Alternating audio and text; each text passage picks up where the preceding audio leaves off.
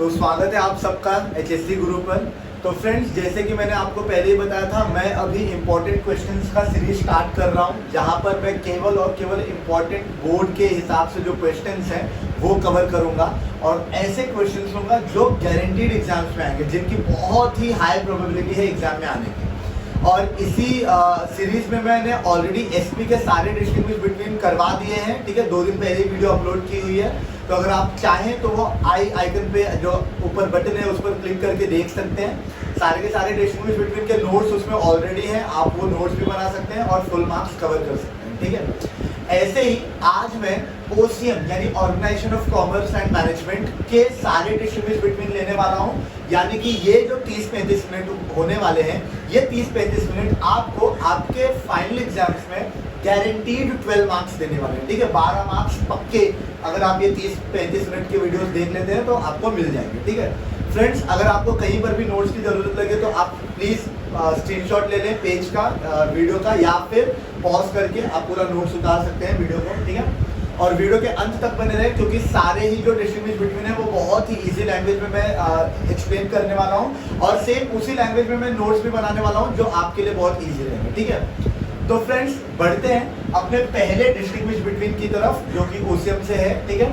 पहला जो distinguish between है वो है कमर्शियल बैंक और सेंट्रल बैंक के बीच में, ठीक है। फ्रेंड्स, डिस्टिंग्विश बिटवीन करने से पहले मैं बेसिकली बताना चाहूँगा कि सेंट्रल बैंक के बारे में थोड़ा हम जान लेते हैं, ताकि वो आपको इजी रहे, क्योंकि 8 मार्क का एक क्वेश्चन है टाइप्स ऑफ बैंक, वहाँ पर भी आप ये लिख सकते हैं, ठीक है। तो सेंट्रल बैंक हमारे इंडिया की फिलहाल कौन सी है? रिजर्व बैंक ऑफ इंडिया, ठीक है। Reserve bank of India central bank है और इनका काम क्या होता है? प्राइमरीली ये जो बैंक्स होते हैं, ये बैंक्स पब्लिक से डायरेक्ट डील नहीं करते। ये बैंक्स, ये जो कमर्शियल बैंक्स होते हैं, उनके बैंकर की तरह एक्ट करते हैं, यानी इन सारे बैंक्स को रेगुलेट करने का काम, इन सारे बैंक्स को रूल्स बनाने का काम, देने का काम, वो सारे सेंट्रल बैंक यानी रिजर्व बैंक ऑफ इंडिया करती है, ठीक है। तो रिजर्व बैंक ऑफ इंडिया में कोई भी नॉर्मल पब्लिक जाकर अपना अकाउंट नहीं खोल सकता, वो कमर्शियल बैंक्स में अपना अकाउंट्स खोलते हैं। रिजर्व बैंक ऑफ इंडिया केवल कंट्री का जो मनी पॉलिसी है, यानी कि मॉनेटरी पॉलिसी जो भी है, या फिर समझिए जो नोट्स इशू करने हैं, प्रिंट करने हैं, वो सारी जो भी पॉलिसी है, गवर्नमेंट के जो फाइनेंसेस हैं, वो सारी चीज सेंट्रल बैंक देखती है, ठीक है। ये सेंट्रल बैंक 1935 में बनाया गया था, रिजर्व बैंक ऑफ इंडिया, जो कि 1934 में एक एक्ट आया था, RBI एक्ट। जब सेकेंड वर्ल्ड वॉर चालू हुआ था तो उसके क्राइसिस से बचने के लिए एक ऐसी एजेंसी चाहिए थी जो सारे बैंक्स को हैंडल कर पाए और देश के मॉनेटरी पॉलिसी को ज़्यादा नुकसान ना पहुंचे। इसीलिए 1934 में एक एक्ट पास किया गया, जिस एक्ट का नाम था RBI एक्ट, और बाद में 1935 में, एक साल के बाद, reserve bank of India establish की गई, ठीक है। तो ये सेंट्रल बैंक की थोड़ी सी हिस्ट्री थी। अब हम आते हैं डिस्टिंग्विश बिटवीन की तरफ। तो पहला पॉइंट है फंक्शन, ठीक है। तो जो कमर्शियल बैंक्स होते हैं, जैसे प्राइवेट और पब्लिक जो बैंक्स हैं, ठीक है, state bank of India, ICICI bank, HDFC bank, ठीक है, पंजाब नेशनल बैंक, ये सारे जो बैंक्स हैं यानी कमर्शियल बैंक्स हैं, ये क्या काम करते हैं? पब्लिक से मनी एक्सेप्ट करते हैं और उसी पैसे को इंडस्ट्रीज को वो दे देते हैं, ठीक है, और उनसे इंटरेस्ट चार्ज करके पब्लिक को थोड़ा सा एक्स्ट्रा इंटरेस्ट लगाकर वो लौटा देते हैं, ठीक है, deposit and lending. So it basically accepts money from public and lend to industries and others. जबकि सेंट्रल बैंक का काम क्या है? सेंट्रल बैंक का काम है जो भी कंट्री में मनी सप्लाई है, ठीक है, उसको रेगुलेट करना, ठीक है। यहाँ पर एक कंसेप्ट आता है चीप मनी का, और जो आपका बहुत ही खास मनी होता है डियर मनी का, उसका कंसेप्ट आता है। तो सेंट्रल बैंक देखती है कि अगर मनी का जो वैल्यू है वो कम हो रहा है मार्केट में, तो वो मनी सप्लाई कम कर देती है, क्योंकि ऑलरेडी डिमांड को सप्लाई बराबर जाना है। और जब वो ये देखती है कि नहीं, अब मनी का जो वैल्यू बहुत बढ़ चुका है, तब वो सप्लाई बढ़ाती है, ठीक है। So it primarily regulate money supply in the country. Country का जो मनी सप्लाई है उसको रेगुलेट करते हैं, ठीक है। सेकंड है लोन्स। तो कमर्शियल बैंक्स लोन देती है इंडस्ट्रीज और कॉमर्स को, ठीक है। जो बड़ी बड़ी इंडस्ट्रीज हैं उनको वो लेंड करती है मनी, यानी लोन्स देती है, ठीक है।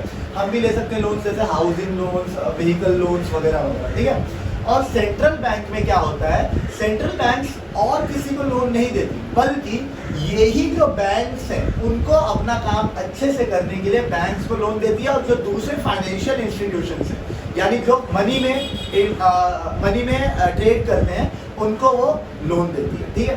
थर्ड है करेंसी प्रिंटिंग, ठीक है। तो मैंने ऑलरेडी बता दिया था, करेंसी प्रिंटिंग यानी नोट्स को प्रिंट करने का काम ये सेंट्रल बैंक का होता है, ठीक है। तो central bank prints the currency notes, whereas commercial banks can not print the currency notes, ठीक है। They only issue the notes from their offices और ब्रांचेस, ठीक है। नेक्स्ट है एक्सेप्टिंग डिपॉजिट। तो सेंट्रल बैंक जो होती है वो पब्लिक से डिपॉजिट एक्सेप्ट करती है, लेकिन कमर्शियल बैंक जो होते हैं वो पब्लिक से डिपॉजिट एक्सेप्ट करते हैं, लेकिन सेंट्रल बैंक ये पब्लिक से डिपॉजिट एक्सेप्ट नहीं करते। लास्ट है सेकंड लास्ट पॉइंट है नंबर ऑफ बैंक्स। तो कमर्शियल बैंक्स इंडिया में बहुत सारे हैं, बहुत सारे कमर्शियल बैंक्स हैं। स्टेट बैंक के बहुत सारे ब्रांचेस हैं, बैंक ऑफ इंडिया के बहुत सारे ब्रांचेस हैं, ICICI, HDFC, एक्सिस, इनके बहुत सारे ब्रांचेस हैं कमर्शियल बैंक्स के कंट्री में।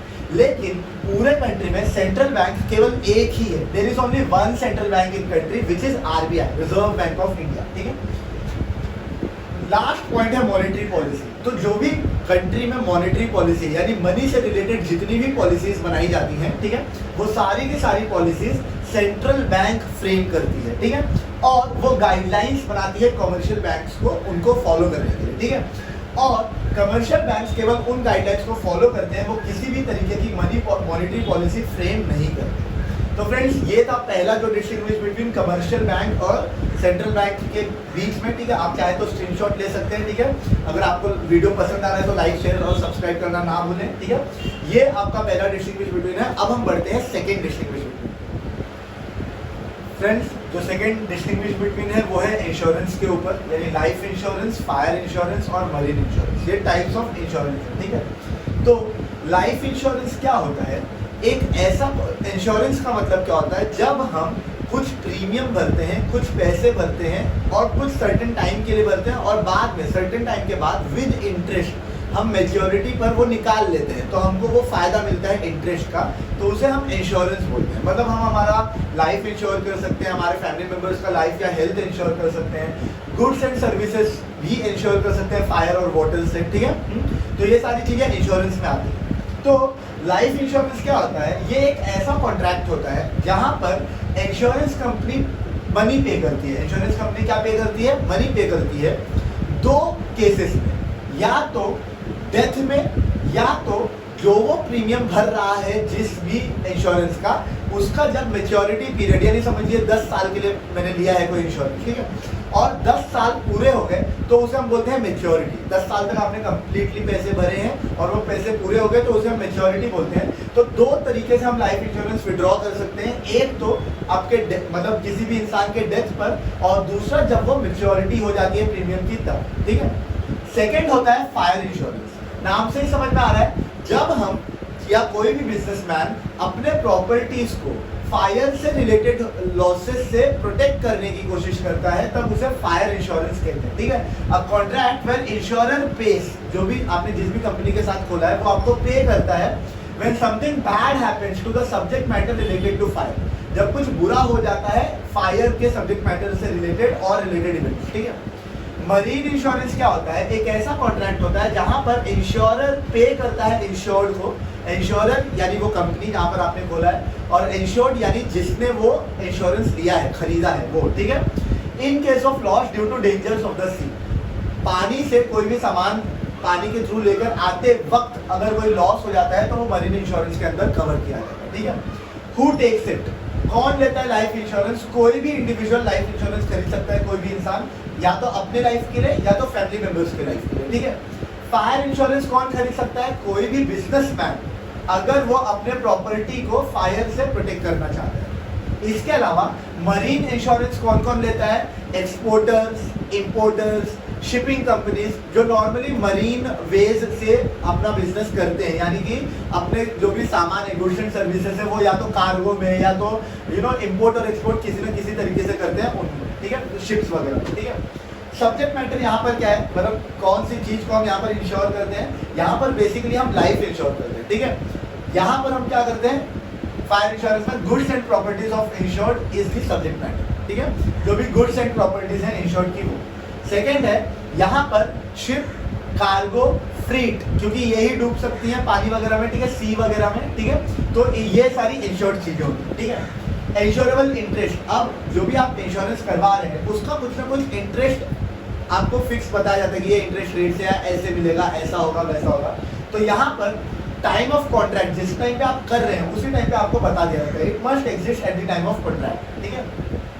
यहाँ पर eight the time of contract तो जरूरी है, लेकिन also at the time of loss, जिस वक्त वो लॉस हुआ कैलकुलेट करना बहुत जरूरी है कि लॉस कितना हुआ है, और उसी के प्रपोर्शन में आपको अमाउंट कंपनसेशन दिया जाता है, ठीक है। नेक्स्ट है marine insurance, it is same as this. यहाँ पर भी at the time of contract and also at the time of loss दोनों भी करना पड़ता है, ठीक है। तो फ्रेंड्स ये आपका लाइफ इंश्योरेंस, फायर इंश्योरेंस और मरीन इंश्योरेंस खत्म हो गया। अब बढ़ते हैं हम थर्ड डिस्टिंग्विश बिटवीन की तरफ। फ्रेंड्स तो थर्ड डिस्टिंग्विश बिटवीन है टाइप्स ऑफ अकाउंट्स के ऊपर, ठीक है। अगर समझो शॉर्ट नोट्स आते हैं तो भी आप ये लिख सकते हैं, या फिर अगर कहीं पर अग्री डिसएग्री में कहीं पर भी कॉन्सेप्ट्स वगैरह में आते हैं तो भी आप लिख सकते हैं। तो चार जो अकाउंट्स हैं हमारे वो कौन से हैं? Current accounts, saving accounts, fixed deposit, recurring deposit, ठीक है। तो यहाँ पर सबसे पहले हम चेक करते हैं मीनिंग क्या है। तो करंट अकाउंट्स जो होते हैं नॉर्मली क्या होते हैं, बिजनेसमैन द्वारा खोले जाते हैं जिनके रेगुलर ट्रांजैक्शंस होते हैं, रेगुलर ट्रांजैक्शंस होते हैं जो डेली अपने बिजनेस के लिए ट्रांजैक्शन करते हैं बैंक्स के साथ, बड़े बड़े ट्रांजैक्शंस करोड़ में, लैक्स में, ठीक है। तो उन्हें करंट अकाउंट खोल कर दिया जाता है, ठीक है। बेसिकली एक सेविंग अकाउंट ही होता है, लेकिन क्योंकि रेगुलर ट्रांजैक्शंस होते हैं और बड़े बड़े ट्रांजैक्शंस होते हैं इसे इन्हें कैटेगराइज करा गया है करंट अकाउंट्स में, ठीक है। दूसरा होता है सेविंग अकाउंट्स। तो जो नॉर्मल बंदे होते हैं जो अपना इनकम से थोड़ा थोड़ा सेव करना चाहते हैं, मेंटेन करना चाहते हैं अकाउंट, वो सेविंग अकाउंट खोलते हैं। तो it is maintain by individuals to save from income. Fixed deposit क्या होता है, जब आपके पास समझिए थोड़ा सा कैश पड़ा हुआ है और आपको कैश किसी सर्टेन अमाउंट ऑफ टाइम के लिए बैंक के पास रखना चाहते हैं ताकि उसको आप इंटरेस्ट सहित वापस ले पाए, तो उसे हम फिक्स्ड डिपॉजिट बोलते हैं, ठीक है। तो fix amount is deposited for a fix time. एक फिक्स अमाउंट होता है जो आप फिक्स टाइम के लिए डिपॉजिट कर देते हैं इंटरेस्ट के साथ वापस लेते हैं।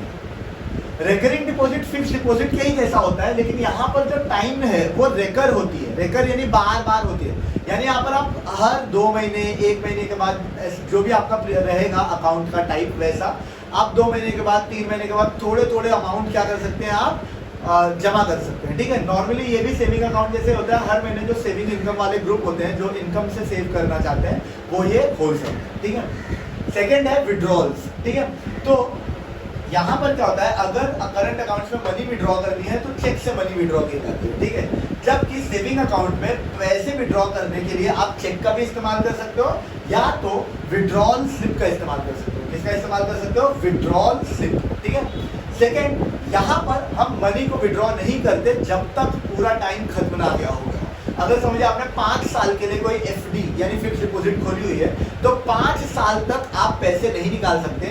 अगर फिर भी मजबूरी में आपने निकाल ली तो रेट ऑफ इंटरेस्ट आपको बहुत ही कम मिलेगा। रेट ऑफ इंटरेस्ट क्या मिलेगा आपको? बहुत ही कम, ठीक है। Recurring deposit is same as fixed deposit, यहाँ पर भी आप पैसे नहीं निकाल सकते जितने टाइम के लिए आपने वो खोला हुआ है, ठीक है। नेक्स्ट है फैसिलिटी गिवन बाय बैंक। तो बैंक्स कौन कौन सी फैसिलिटीज देती हैं? सबसे पहले बैंक्स करंट अकाउंट होल्डर्स को पासबुक देती हैं, चेकबुक देती हैं, पेइंग स्लिप बुक देती हैं, और क्योंकि उनके स्टेटमेंट, उनका अकाउंट का जो ट्रांजैक्शन वो बहुत ज़्यादा होता है, इसलिए स्टेटमेंट ऑफ अकाउंट भी देते हैं। सेविंग अकाउंट में सेम पासबुक देते हैं, चेकबुक देते हैं, पेइंग स्लिप बुक देते हैं, लेकिन उनके ट्रांजेक्शन्स बहुत नहीं होते तो स्टेटमेंट ऑफ अकाउंट नहीं दिए जाते, ठीक है। फिक्स्ड डिपॉजिट में आपको फिक्स्ड डिपॉजिट का जो रिसीट है वो दिया जाता है। रिकरिंग डिपॉजिट में आपको पासबुक और पेइंग स्लिप बुक दिया जाता है, चेक बुक नहीं दिया जाता, ठीक है। नेक्स्ट है रेट ऑफ इंटरेस्ट। तो करंट अकाउंट होल्डर्स को कोई इंटरेस्ट नहीं देती बैंक। आप अगर करंट अकाउंट होल्डर करके खुलवाना चाहते हैं अकाउंट तो आपको आपकी जो भी पैसे आपने डाले हैं उस पर कोई भी इंटरेस्ट नहीं मिलेगा। यहाँ पर इंटरेस्ट मिलता है लेकिन बहुत ही लो, ठीक है। सेविंग अकाउंट में बहुत ही लो इंटरेस्ट मिलता है, जबकि फिक्स्ड डिपॉजिट में काफी high amount of interest rate मिलता है और वो टाइम पर डिपेंड करता है। आपने 5 साल के लिए खोला है, 10 साल के लिए खोला है, 20 साल के लिए खोला है, कितने टाइम के लिए खोला है उस पर ये डिपेंड करता है। यहाँ पर इंटरेस्ट रेट सेविंग अकाउंट से तो हाई होती है, आरडी में सेविंग अकाउंट से थोड़ी सी ज्यादा होती है, यानी मीडियम आपको इंटरेस्ट रेट मिलता है, ठीक है। Who can open it? कौन लोग करंट अकाउंट खोल सकते हैं? ट्रेडर्स और बिजनेसमैन। जो भी बिजनेसमैन है जिनका रेगुलर मतलब पैसों का लेना देना है वो करंट अकाउंट खोल सकते हैं। जो फिक्स इनकम ग्रुप है, जो हर महीने अपनी सैलरी कमाते हैं, ठीक है, वो सेविंग अकाउंट खोल सकते हैं। वो आरडी भी खोल सकते हैं जिनका फिक्स इनकम ग्रुप है वो। और एफडी कौन खोल सकता है? जिसके पास टेम्पररी कैश पड़ा हुआ है, जिसके पास अभी पैसा पड़ा हुआ है और वो बस जमा करना चाहता है तो वो क्या कर सकता है? फिक्स डिपॉजिट खोल सकता है। सेफ अपना पैसा करना चाहता है तो एफडी खोल सकता है, ठीक है। तो फ्रेंड्स ये थर्ड डिस्टिंग्विश बिटवीन खत्म हो गया। अब हम बढ़ते हैं फोर्थ डिस्टिंग्विश बिटवीन। तो फ्रेंड्स बढ़ते हैं अपने फोर्थ डिस्टिंग्विश बिटवीन की तरफ, जो है बीपीओ और केपीओ। ठीक है, बीपीओ और केपीओ ये आउटसोर्सिंग के टाइप्स हैं। ठीक है, बीपीओ यानी बिजनेस प्रोसेस आउटसोर्सिंग और केपीओ यानी नॉलेज प्रोसेस आउटसोर्सिंग।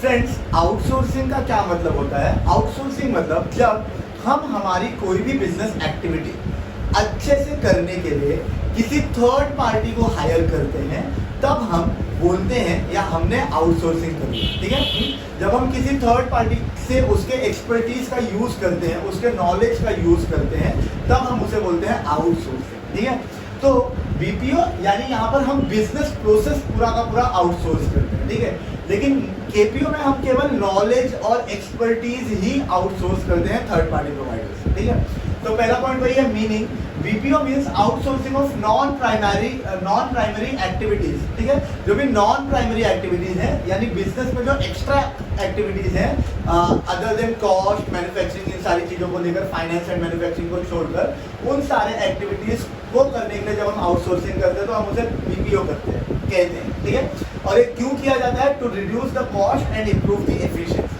कंपनी का कॉस्ट कम हो और कंपनी की एफिशिएंसी यानी क्षमता बढ़ जाए। ठीक है, नेक्स्ट है केपीओ।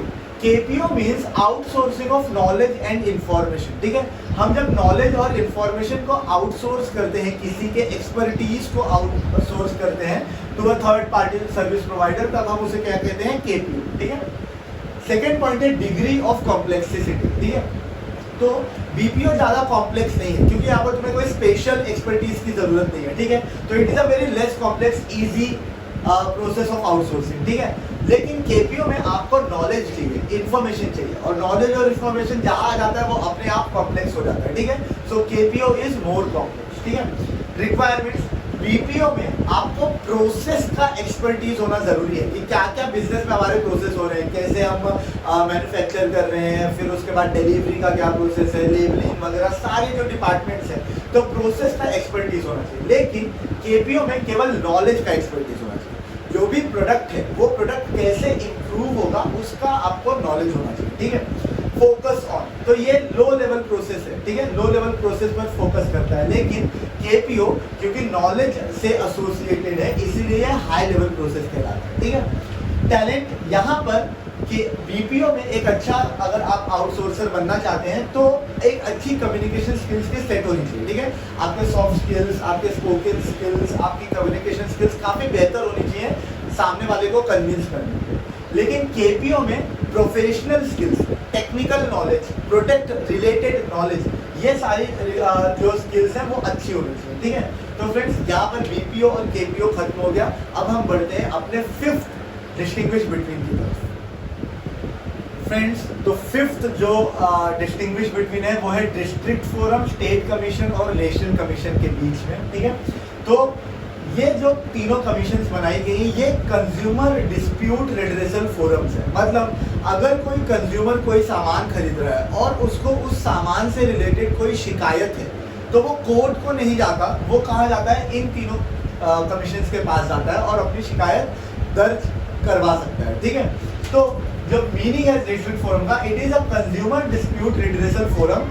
ये लेवल्स में है, पहले डिस्ट्रिक्ट लेवल पर एक फोरम बनाया जाता है यानी जिला लेवल पर, फिर स्टेट लेवल पर फोरम होता है और यहाँ पर नेशनल लेवल पर फोरम होता है। तो ये सबसे हाईएस्ट फोरम है। ठीक है, सबसे बड़ा फोरम यही है, नेशनल कमीशन। ठीक है, अगर कोई भी कंज्यूमर का डिस्प्यूट है तो। ठीक है, डिस्प्यूट का क्या मतलब होता है? डिस्प्यूट का मतलब होता है कोई भी विवाद, कोई भी कंप्लेंट। ठीक है, और रेड्रेसल मतलब उसका उपाय, उसको कैसे हम ठीक कर सकते हैं। ठीक है, नेक्स्ट है मॉनिटरी ज्यूरिसडिक्शन। ठीक है, तो डिस्ट्रिक्ट फोरम में कौन से केसेस आते हैं? केवल ऐसे ही केसेस आते हैं जहां पर जो कंपेंसेशन क्लेम किया गया है, यानी जो कंप्लेंट के बदले में कंपेंसेशन यानी बदले में जो चीजें मांगी गई है वो 20 लाख रुपीज से कम, जबकि यहाँ पर स्टेट कमीशन में केवल वही केसेस जाते हैं जहां पर जो कंपेंसेशन क्लेम किया गया है वो 20 लाख से 1 करोड़ के बीच में। और फाइनली नेशनल कमीशन में ऐसे ही लोग जा सकते हैं जिनका कंप्लेंट का कंपेंसेशन क्लेम्ड अमाउंट 1 करोड़ से ज्यादा हो। ठीक है,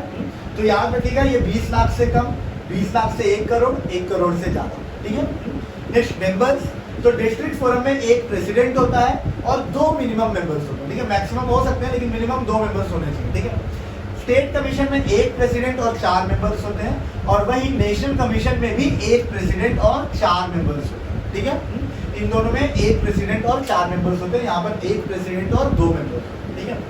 ड्यूरेशन ऑफ मेंबर्स, तो डिस्ट्रिक्ट फोरम में जो मेंबर्स इलेक्ट किए जाते हैं, जो आते हैं, वो या तो 5 साल का टर्म कंप्लीट करते हैं या तो 65 इयर्स ऑफ एज कंप्लीट करते हैं। दोनों में से जो भी पहला रहेगा वही उनका ड्यूरेशन होगा, ठीक है। यहाँ पर 5 ईयर एज टर्म तो होता ही है, लेकिन 65 के जगह पर यहाँ पर 67 और यहाँ पर 70 इयर्स ऑफ एज का प्रावधान है, ठीक है।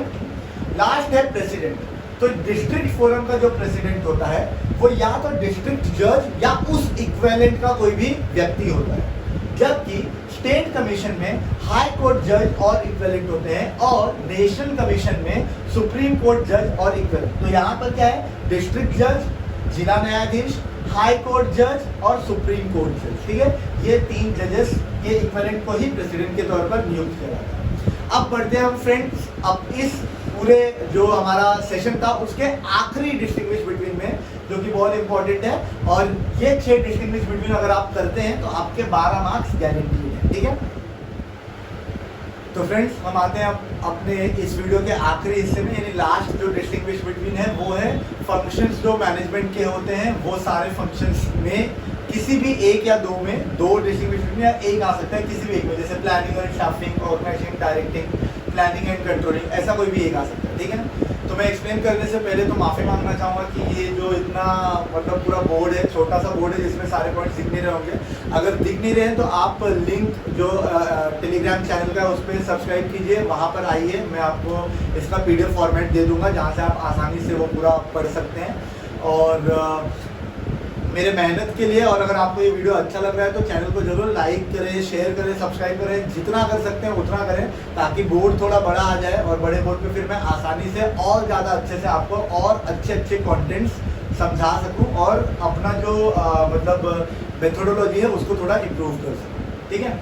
तो फ्रेंड्स आते हैं हम सबसे पहले अपने टॉपिक के ऊपर। तो टॉपिक है planning, organising, staffing, directing, coordinating and controlling, ठीक है।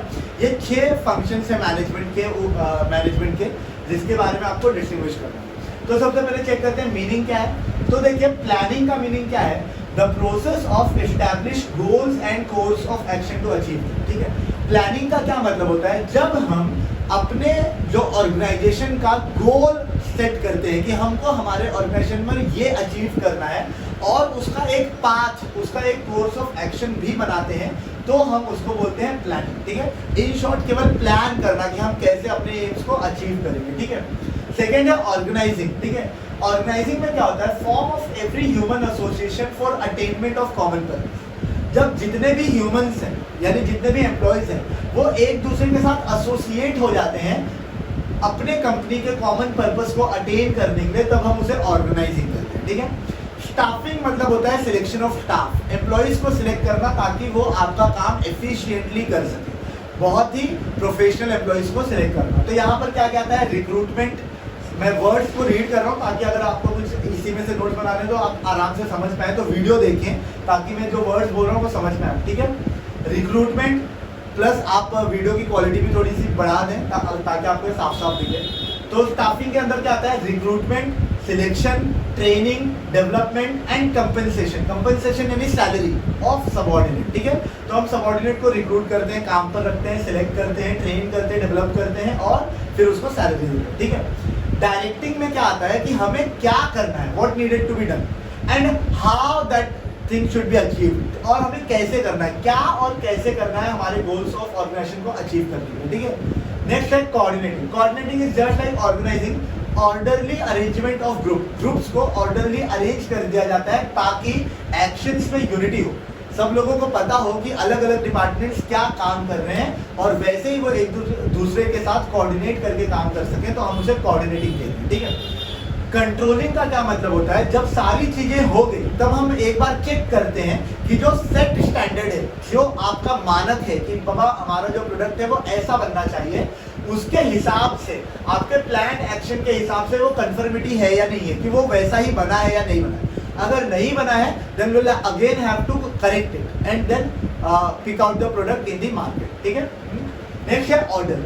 कौन कौन से ऑर्डर में आते हैं? तो सबसे पहला प्लानिंग या फर्स्ट फंक्शन होता है मैनेजमेंट का। सबसे पहले हम प्लान करते हैं, उसके बाद ऑर्गेनाइजिंग या प्लानिंग पे डिपेंड करती है, ठीक है। प्लान कैसे करा है उसी हिसाब से हम चीजों को ऑर्गेनाइज करेंगे, ठीक है। फाइनली स्टाफिंग किसको फॉलो करती है? ऑर्गेनाइजिंग को। जब ऑर्गेनाइज करके सारे सामान हो गए तब हमें स्टाफ की जरूरत पड़ेगी जो उन एक्टिविटीज को कंप्लीट करेगा, ठीक है। नेक्स्ट है डायरेक्टिंग, ठीक है। डायरेक्टिंग क्या करता है? Directing is it follows organising and staffing to execute planning. Directing का क्या मतलब होता है? इन दोनों को फॉलो करके प्लानिंग को एग्जीक्यूट करना। जो भी आपने प्लान बनाया उसको एग्जीक्यूट करते हैं with the help of organising and staffing, ठीक है। नेक्स्ट है कोऑर्डिनेटिंग। नेक्स्ट क्या है? कोऑर्डिनेटिंग। तो कोऑर्डिनेटिंग का क्या मतलब होता है? और it is element of organising which follows planning. तो कोऑर्डिनेटिंग क्या करता है? प्लानिंग को ही फॉलो करता है। It is nothing but the element of organising which follows planning, ठीक है। कंट्रोलिंग ये लास्ट फंक्शन होता है मैनेजमेंट का which depends on all the other function, ठीक है। कंट्रोलिंग ये आखिरी फंक्शन होता है जो बाकी पांचों फंक्शंस पर डिपेंड करता है, ठीक है। थर्ड पॉइंट है लेवल ऑफ मैनेजमेंट। तो प्लानिंग में टॉप मैनेजमेंट इन्वॉल्व होती है, ठीक है। टॉप मैनेजमेंट डिसाइड करते हैं कि क्या उनका एम होना चाहिए, ठीक है। ऑर्गेनाइजिंग में टॉप और मिडिल लेवल मैनेजमेंट दोनों मिलकर डिसाइड करते हैं कि कौन कौन से कैसे कैसे ह्यूमन एसोसिएशंस को लाना है, ठीक है। स्टाफिंग में मिडिल लेवल मैनेजमेंट यानी सुपरवाइजर्स स्टाफ रखते हैं, ठीक है। एचआर ह्यूमन रिसोर्स मैनेजमेंट, ठीक है। डायरेक्टिंग में मिडिल लेवल मैनेजमेंट ही आती है। कोऑर्डिनेटिंग यानी सारे ही डिपार्टमेंट्स को कोऑर्डिनेट करना है, एक दूसरे के साथ काम करना है, तो यहाँ पर ऑल लेवल ऑफ मैनेजमेंट आता है। और अगेन कंट्रोलिंग में लो लेवल मैनेजमेंट तो आ नहीं सकते कंट्रोल करने के लिए, केवल top and middle level management ही होते हैं, ठीक है। लास्ट पॉइंट है एरिया ऑफ फंक्शन, ठीक है। तो ये कहाँ इसका एरिया है, क्या काम ये रहता है, ठीक है। तो इसका एरिया कितना है कि केवल गोल और ऑब्जेक्टिव सेट करना और एक बेस्ड प्लान सिलेक्ट करना, ठीक है। ऑर्गेनाइजिंग में क्या करते हैं हम? Identify and group of activity. हम आइडेंटिफाई करते हैं क्या एक्टिविटी है और उनको ग्रुपिंग कर देते हैं एंड असाइन द वर्क, और फिर हम वर्क असाइन कर देते हैं। ये वर्क असाइन किसको करते हैं? जो भी स्टाफ आपने रिक्रूट किया है, सिलेक्ट किया है, जिन्हें ट्रेनिंग या डेवलपमेंट दी है या जिनको आप सैलरी दे रहे हो, उनको आप ये असाइन कर देते हैं वर्क, ठीक है। डायरेक्टिंग में हम इन्हीं स्टाफ को क्या करते हैं? इंस्ट्रक्ट करते हैं कि क्या काम करना है, कैसे काम करना है, गाइड करते हैं। अगर वो कभी डिप्रेस होते हैं या उन्हें ऐसा लगता है कि वो अच्छा परफॉर्म नहीं कर पा रहे तो उन्हें मोटिवेट और इंस्पायर भी करते हैं, ठीक है। इसके अलावा कोऑर्डिनेटिंग में क्या करते हैं हम? जितनी भी एक्टिविटीज हैं, सारी एक्टिविटीज, सारे लेवल के मैनेजमेंट इंटीग्रेट कर देते हैं यानी मिला देते हैं और फाइनली एक प्रोडक्ट बनाते हैं, ठीक है। जब वो प्रोडक्ट बनता है तो उस प्रोडक्ट में अगर कोई चेंजेस है, अगर इम्प्रूव करना है उसका परफॉर्मेंस, तो हम करेक्ट स्टेप्स लेते हैं। अगर जरूरत पड़ी तो इफ रिक्वायर्ड तो हम करेक्ट स्टेप्स लेते हैं, ठीक है। तो फ्रेंड्स इसी के साथ OCM का यानी organisation of commerce and management के सारे डिस्टिंग्विश बिटवीन जो इंपॉर्टेंट है, जिनमें से 3 गारंटीड आएंगे आपके एग्जाम में, ठीक है, 12 मार्क के लिए, वो मैंने आपको करवा दिए हैं। इतना अगर आपने कर लिया तो 12 मार्क्स की गारंटी मैं आपको दे सकता हूँ, ठीक है। और फिर हम अगले लेक्चर्स में मिलते हैं कुछ और इम्पोर्टेंट क्वेश्चंस के साथ, जहाँ पे हम और चीज़ें डिस्कस करेंगे। तो प्लीज़ अगर आपको ये चैनल बहुत अच्छा लग रहा है, आपको ये चीज़ें समझ आ रही है, तो इसे लाइक शेयर या सब्सक्राइब करना ना भूलें। केवल सेकेंड्स लगते हैं, फ्रैक्शन ऑफ सेकेंड्स, लेकिन वो जितना ग्रो करेगा, जितना बाहर जाएगा, उतना रीच बढ़ेगा और उतना ज़्यादा ही मैं अच्छे से कॉन्टेंट को क्रिएट कर पाऊँगा, ठीक है। तो अच्छा लगता है यार अगर हम कंटेंट क्रिएट कर रहे हैं और हमको वैसा फीडबैक मिल रहा है, तो ठीक है, अच्छा हो बुरा हो पर फीडबैक दीजिए, ठीक है। बुरे फीडबैक के लिए भी तैयार हैं हम, ठीक है। तो देखते रहिए जो चैनल है और जो चैनल पे इंपॉर्टेंट क्वेश्चंस आ रहे हैं। मिलते हैं हम अगले लेक्चर में। वीडियो में बने रहने के लिए थैंक्स अ लॉट।